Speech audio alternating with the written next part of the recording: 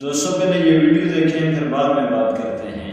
حضور صلی اللہ علیہ وسلم نے فرمایا قسم ہے اس رب کی جس کے قبضہ قدرت میں میری جان ہے، فرمایا جو مجھے گزرتا جاتا ہے وہ میرا اور میرا خالی ہوتا ہے، اور دن گزرنے کے ساتھ ساتھ خالی ہونے سے پھر جو ہوا سے اس میں کیفیت کی ایک ملاوٹ ہوتی ہے، اور اس ہوا کو تھوڑی دور سے نکلنے والی ہوا ہلکی فریش نہیں ہوتی، وہ روح کا اثر ہے، وہ زبان کے بعد آپ کی منہ پر زبان پر پورے سانس لینے میں تو محسوس ہوتا ہے۔ عام حالات یہ بات خاص نہیں، عام حالات میں کسی شخص کو وہ سانس اور اس کی وہ بدبو پسند نہیں ہوتی،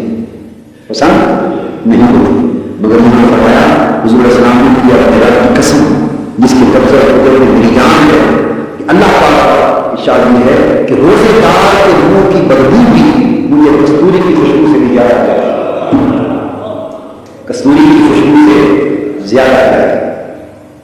جو بدبو اب آپ نے دیکھا کہ تھی بدبو اور خوشبو سے بہتر ہو، تھی بدبو اور خوشبو سے بہتر ہو، اس کا مطلب کیا ہے؟ یہ واقع بدبو کیا بدبو ہے؟ بولیے تو جب ہے بدبو تو کستوری کی خوشبو سے بہتر کیسے بنی؟ یوں ہی بتا سکتے کہ ہے تو بدبو بھی اچھی ہے، یہ روزگار کی بدبو بھی ہمیں اچھی لگتی ہے، یوں بھی فرمایا جا سکتا ہے، مگر مقابلے میں کستوری کا ہے کیونکہ عرب میں کستوری سے زیادہ دودھ کی خوشبو نہ تھی۔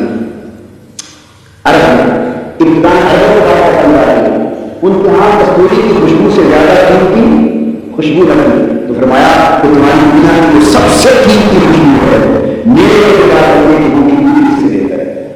ایک مثال ہے بڑی بات سمجھاتی ہے، اور فرمایا یہ بھی بات واضح کر دے کہ اس روزگار کی بوٹی بدبو میں اچھی کیوں لگتی ہے، اچھی کیوں لگتی ہے؟ سبحان اللہ۔ فرمایا یترک طعامہ وشرابہ وشہوتہ من اجلہ، اس لیے اچھی لگتی ہے کہ ہے تو یہ بھوکا، پیٹ خالی ہے پورا ہے، اور ہے دوسرا شخص بھی بھوکا، اس کا پیٹ بھی خالی رہے گا، تو تبھی میرے کو آتی واقعہ دونوں کا ہے، مگر اس کا پیٹ اپنی پیٹھی کو پکڑ کے رہتا ہے اور بدبو آ رہی ہے، اور روزے دار کا پیٹ اپنی سمجھ سے نہیں، فرمایا نہیں ہے یترک طعامہ وشرابہ وشہوتہ من اجلہ، اس نے کھانا ممکن ہے کسی ڈاکٹر کے کہنے پر چھوڑا ہوگا، ممکن ہے اپنی لائف کے لیے چھوڑا ہوگا، اپنا ویٹ کم کرنے کے لیے چھوڑا ہوگا، کھانا اس نے بھی چھوڑا ہے، اور کھانا اس نے بھی چھوڑا ہے، اور اس کی بدبو بھی کھانا چھوڑنے کے بعد، اس کی بدبو بھی کھانا چھوڑنے کے بعد، مگر اس نے اپنی خاطر چھوڑا، اس نے میری خاطر چھوڑا۔ تو جس نے کھانا نہیں خاطر چھوڑ دیا، پینا نہیں خاطر چھوڑ دیا، اور نفس کی خواہشات نہیں خاطر چھوڑ دی، ہمارا فائدہ یہ ہے کہ جو ہماری خاطر بھوکا رہتا ہے اس کے میوے سے بدبو کھڑوں کی خوشبو سے ہم اس کی حقیقت کو بدل دیتے ہیں، حیات کو بدل دیتے ہیں، چونکہ اس کی نسبت ہمارے ساتھ، اس کی نسبت ہمارے ساتھ ہو گئی۔ اور پھر اللہ تعالیٰ نے فرمایا الصیام لی وانا اجزی بہ، اس پر رسول کا کر دیا کہ لوگوں یا لوگوں کے روزے خالصتاً میرے لیے، خالصتاً میرے لیے، اور میں ہی ان کی جزا ہے۔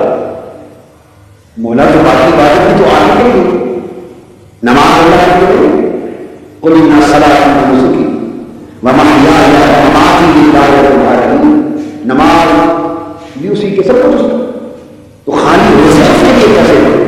اشارہ کی طرف ہے کہ عبادتیں ساری اللہ کے لیے ہیں، مگر ہر عبادت میں ریا کا امکان ہے، لوگوں کے دکھلانے کا امکان ہے، روزے میں لوگوں کے دکھلانے کا امکان نہیں، صرف مجھے دکھانے کا ہے بس۔ نماز کو یہاں لمبے سجدے کر رہا ہے، لمبی قرات کر رہا ہے، رکوع کر رہا ہے، ممکن ہے ایسی نماز نہ کرے، مسجد میں پڑے 50 سواب نکل رہے ہیں، اور پتہ ہے کہ نکلی کے ہاتھ ہوئی تو بڑا نہیں تھا، بڑا یہ کی بات گزار ہے، ہاتھ ساتھ ہوئیں گے، دعا کے لیے وہ دو سمجھے گے اپنا کام بن جائے، یہ برت جائے، اللہ معاف کرے۔ آگے من اجل الخلق، مخلوق کا خیال ہے، بدقسمتی ہماری کہ ہم الا ماشاء اللہ اسی وقت چلتے ہیں، دکھلا لیں گے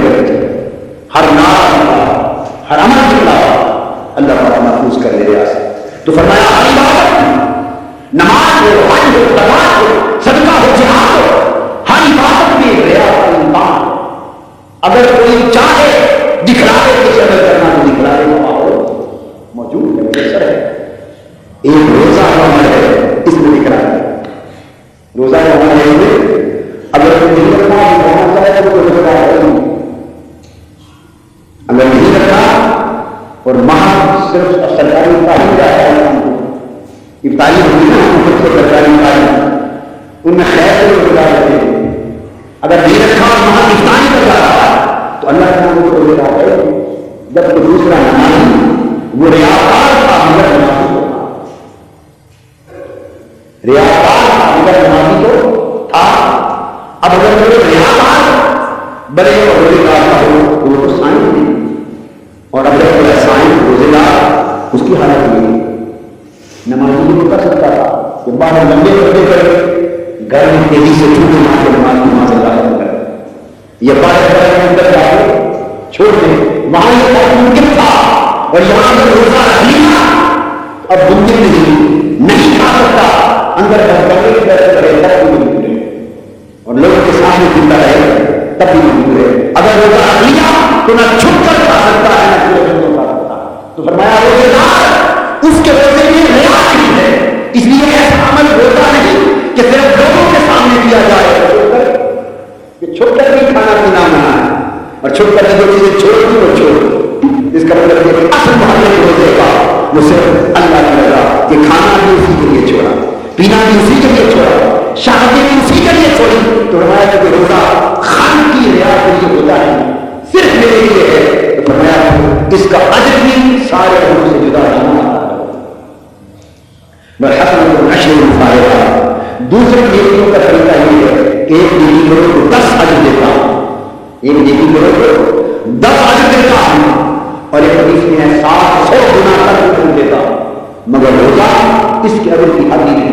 یہ مجھ کو چھوڑ دو، جب آؤ گے تو روزے دار بن کر آؤ، دیکھو گے اجر کی کیا بہانے کرتے ہیں، کیا ذریعے کرتے ہیں. اور سب سے بہتر اجر کیا لکھا ہے، سب سے بہتر اجر کیا لکھا ہے. فرمایا سامنے فرحت ان برابری و فرحت ان کا. فرمایا تم 10 گنا بھی بھول جاؤ، 700 گنا بھی بھول جاؤ، 1000 گنا بھی بھول جاؤ. یہ اگر باقی لوگوں کو جو کام تو یہ تو اگر سارے ملیں گے. مگر یاد رکھو میری خاطر کھانا پینا چھوڑ کے دیکھو اور میری خاطر روزے دار بن کے دیکھو، تمہیں 2 خوشیاں دوں گا. ایک خوشی تو ہے جو دنیا میں مل جائے گی کہ سارا دن کھانا پینا چھوڑ کے جب گرمیوں میں دن ہوگی اور ٹھنڈا پیو گے اور اس کو پینے سے جو سکون ملے گا وہ بھی 1 گنا لذت ہوگی. اور کیا کہ پھر اس کے بعد اصل خوشی یہ تو افطار کے وقت ہوگی، مگر روزے دار تیری خوشی اس وقت ہوگی جب تو قیامت کا دن آئے گا اور ہر کوئی میرے کی بات کے لیے تڑپ رہا ہوگا اور ہوگا میرے روزے دار آئے تھے انہیں لے جاؤ. ان طریقہ نہیں تمہیں میری ملاقات نصیب ہوگی، میرا مثال نصیب ہوگا، میری ملاقات کی بالکل ہوگی. تو سوچو اس وقت تمہاری خوشی اور لذت کا کارن کیا ہوگا. ماہ رمضان مبارک جہاں جہنم سے بچاؤ کی ڈھال بن گیا، بڑے گناہوں سے بچاؤ کے لیے ڈھال بن گیا، وہاں نفس کی تہذیب اور نفس کا تزکیہ اور اخلاق کی تعلیم و تربیت کا ماحول بھی ماہ رمضان میں عطا کیا جاتا ہے. فرمایا فلا یرفث ولا یجهل. اے روزے دارو، چونکہ اب یہ میرا مہینہ آ گیا ہے، یوں تو سارے مہینے اللہ وہ خالق ہے، سارے دن اسی کے، سب مہینے اس کے، مگر کتنا کرم ہے رب ذوالجلال کا اور اس مہینے کی عظمتوں کا اور اس مہینے کی نعمتوں اور برکتوں کی وسعت کا اندازہ اس عام سے لگائیے کہ وہ سارے مہینوں کا مالک ہے، مگر تخصیص کے ساتھ ایک مہینے کو چن کر فرماتا ہے کہ یہ میرا ہے. کیوں؟ اس مہینے وہ اپنے بندوں کی بخشش کا اہتمام سارے سال سے بڑھ کر کرتا ہے. اب تہذیب نفس کا حکم دیا جا رہا ہے. اس نفس کی تہذیب ہونی چاہیے، اس نفس کی اصلاح ہونی چاہیے، اس نفس کو اخلاق کی تربیت ملنی چاہیے. اور وہ کیسے؟ ہر بات کا ایک اصول وضع کر دیا. فرمایا فلا یرفث ولا یجهل، نہ بدکاری اور بے حیائی کے کام کرنا عملاً، اور نہ زبان سے بےہودہ روئی کر. گویا تمہارا جسم بھی برائی سے بچ جائے اور خالی جسم بچانا مقصود نہیں. فرمایا ولا یجهل، تمہاری زبان بھی بد کلامی کو درکنار بےہودہ بولی سے بچ جائے. یہ زبان لاکھ بولی سے ایک مہینے کے لیے بچ جائے. جب ایسے اڑ دیے جاتے ہیں اس کا مطلب یہ بھی نہیں ہوتا کہ جب یہ مہینہ ختم ہو جائے تو پھر یہ سارے برے کام تمہارے لیے کھل نہیں. یہ اہتمام خاص کی طرف اشارہ. کیوں؟ فرمایا کہ وہ جناب جس نے اس مہینے کے روزوں آپ کی اصلاح نفس کے لیے خاص ماحول بنا دیا، جس نے تمہارے جنتی بننے کے راستے کو کشادہ کر دیے اور تمہیں دوزخ سے بچنے کے لیے بہت ساری بہتر صورتیں فراہم کر دی ہیں. اب تم سوال کر سکتے ہو مولا تیرے اتنے احسانات ہیں اس مہینے میں، کوئی یہ طریقہ بھی تو بتا کہ ہم ان احسانات سے پورا فائدہ نہیں اٹھا سکتے. کہیں ایسا ہو کہ تیری جنتوں کے دروازے بھی کھلے کے کھلے رہ جائیں، جہنم کے دروازے بند رہ جائیں، شیطان مسدود رہ جائے، ماحول نعمتوں بھرا رہے، برکتوں بھرا رہے، سعادتوں بھرا رہے، تیری والدہ کے انوار و تجلیات کا نزول بھی ہوتا رہے، اور تو امید بھی رکھے کہ میرا بندہ سچے معنوں میں میرا بندہ بن جائے گا. پر مولا ایک کرم اور بھی کر، کوئی طریقہ بھی سمجھا دے کہ ہم جیسے قاتل لوگ، ناکارہ لوگ، نافرمان لوگ تیری اس مہینے کی نعمتوں سے فائدہ بھی اٹھا سکے. اللہ پاک نے اب اس کا طریقہ بھی ترتیب فرمایا ہے. فرمایا فلا یرفث ولا یجهل وان امرؤ قاتله وشاهده فلیقل انی صائم مرتين. اب یہ طریقہ سمجھایا. طریقہ کیا سمجھایا؟ فرمایا کہ ہر برے کام سے بچے رہو. نمبر 1، جس کام میں برائی دیکھو، جس کام میں فاحشہ کاری دیکھو، جس کام میں بدی کا پہلو دیکھو، جس کام میں میری ناراضگی کا عنصر دیکھو، ایک تو خود سے بچو، اور نمبر 2، ایسا لفظ بھی زبان پہ نہ لاؤ جس لفظ کو آپ بےہودہ روی سے تعبیر کر سکیں. کیوں کہ میں چاہتا ہوں، اللہ پاک کا فرمان، میں چاہتا ہوں کہ یہ مہینہ تمہاری زبان صرف میرے ذکر کے لیے مخصوص ہو جائے. صبح و شام میرا ذکر تمہاری زبان پر ہو، میری یاد تمہارے دل میں ہو، میری محبت تمہاری روح میں ہو، اور میری عبادت تمہارا عمل بن جائے. میرے لیے جاگنا، میں رات کو ذکر کر رہا تھا، جب یہ عمل اپنا لو گے تو تم پر میرا رنگ چڑھ جائے گا. صبغۃ اللہ ومن احسن من اللہ صبغۃ. رات میں یہ بات سمجھائی. فرمایا اللہ کا رنگ ہے، اللہ کا رنگ ہے. تو لوگوں اللہ کا بھی رنگ ہے، اللہ کا بھی رنگ ہے. فرمایا ومن احسن من اللہ صبغۃ. ارے رنگ سازوں کے پاس جانے والوں، کوئی سبز رنگ کرنا چاہتا ہے، یہ میرا کپڑا سبز، میرا دوپٹہ، بیویاں کہتی ہیں میرا دوپٹہ سبز کر دو، کوئی بہن کہتی ہے میرا دوپٹہ سرخ کر دو، کوئی کہتی ہے میرا دوپٹہ نجوانی رنگ کا کر دو، کوئی کہتا ہے میری دستار، میرا جوبہ، میرا قمیض اس رنگ کا ہو. ارے مختلف رنگ چاہنے والوں اور رنگ سازوں کے پاس جانے والوں اور رنگ سازی کی دکانیں تلاش کرنے والوں، ومن احسن من اللہ صبغۃ. بتاؤ تو صحیح، رنگ سے بہتر بھی کوئی رنگ ساز ہے؟ رنگ سے بہتر بھی کوئی رنگ ساز؟ اللہ کے رنگ سے بھی بہتر کسی کا ہے؟ جب میں اپنا رنگ تمہارے اوپر چڑھانے پر تیار ہوں تو میرا رنگ چھوڑ کے اور رنگوں کی تلاش میں کیوں جاتے ہیں؟ میرے رنگ کی طرف آؤ. اور رمضان ماہ رمضان میں اللہ کا رنگ چڑھتا ہے. اللہ کا رنگ اللہ کی صفتیں، اللہ کا رنگ اللہ کی صفتیں، اس کے اخلاق. تو صفت الہیہ کیا ہے؟ اللہ کھاتا ہے یا نہیں کھاتا؟ اللہ پاک کی شان کیا ہے؟ اللہ نہیں کھاتا. فرمایا اس مہینے میں تم انسان ہوا ہے، یہ تو ممکن نہیں کہ بالکل ہی کھانا چھوڑ دو اور بغیر پائے جیو. یہ تو صرف میری شان ہے، اللہ کی شان ہے. مگر اتنا کرو کہ طلوع فجر سے لے کر غروب آفتاب تک 30 دن اس پورے وقت میں کھانا چھوڑے رکھو تو میرے نہ کھانے والا رنگ چڑھ جائے، نہ کھانے کا رنگ چڑھ جائے. پھر اللہ پاک سوتا ہے یا جاگتا ہے؟ جی لا تأخذہ سنۃ ولا نوم. جاگنا اس کا رنگ ہے. فرمایا دن کو نہ کھاؤ تاکہ میرے نہ کھانے کا رنگ چڑھ جائے، راتوں کو جاگو تاکہ ساتھ جاگنے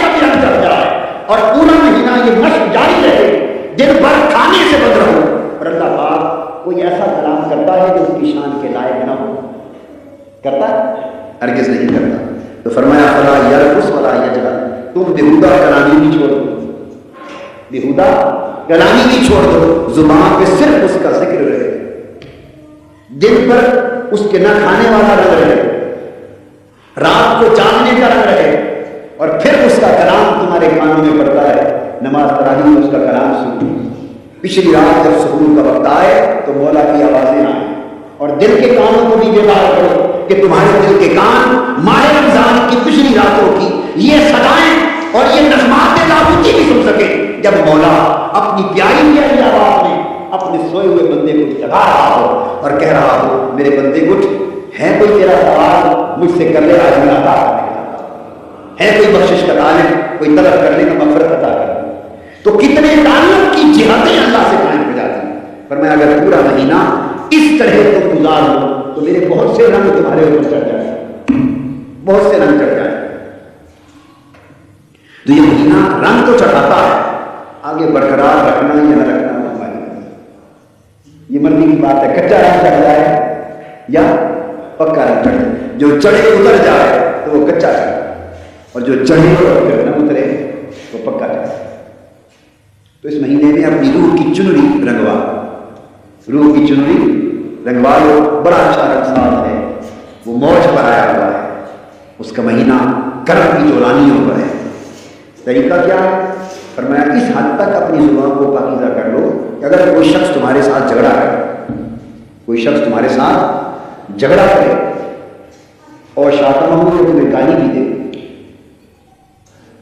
اب کوئی جھگڑا کرے آپ کے ساتھ تو اتنا تو کرتے ہیں نا کہ ایک مکہ مارے تو کم سے کم اگر دو نہ مار سکیں، دو تو مارنا ضروری ہے نا، کیوں کہا ہے دو نہ مار سکے تو ایک تو مارتے ہی ہے. وہ یہ نہ کہے کہ مریا اس کو مارا ہاتھ ہی نہیں اٹھا سکتا.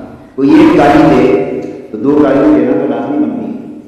یہ عمل ہے ہمارا.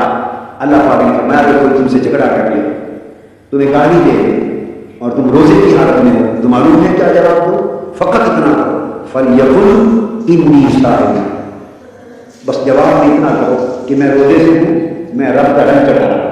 بس تیری گالی کا میرے پاس کوئی جواب نہیں، تیرے جھگڑے کا میرے پاس کوئی جواب نہیں. وہی کیوں؟ میں روزے سے، میں اس وقت ڈال دیں روزے میں رب کا رنگ چڑھا رہا ہوں. بس فرمایا اتنا صبر کرو. اور ایک بار نہیں، دو بار ہے، دو بار ہے. دو بار کہنے میں حکمت کیا؟ انسان کو متوجہ کیا جا رہا ہے کہ اس پر بار بار بیان کرو میں تمہیں کیا سبق دے رہا ہوں.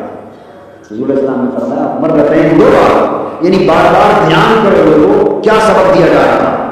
اس عمل کو اپناؤ، زبان پاک ہو جائے، نفس پاک ہو گیا، جسم پاک ہو گیا، زبان پاک ہو گئی، تو طہارت اور پاکیزگی انسان کی زندگی میں اتر رہا ہے. سبحان اللہ سبحان اللہ. دوستوں کس قدر حسین انداز میں قبلہ ڈاکٹر صاحب نے ماہ رمضان المبارک اور روزہ رکھنے کی فضیلت حدیث پاک کی روشنی میں بیان فرمائی.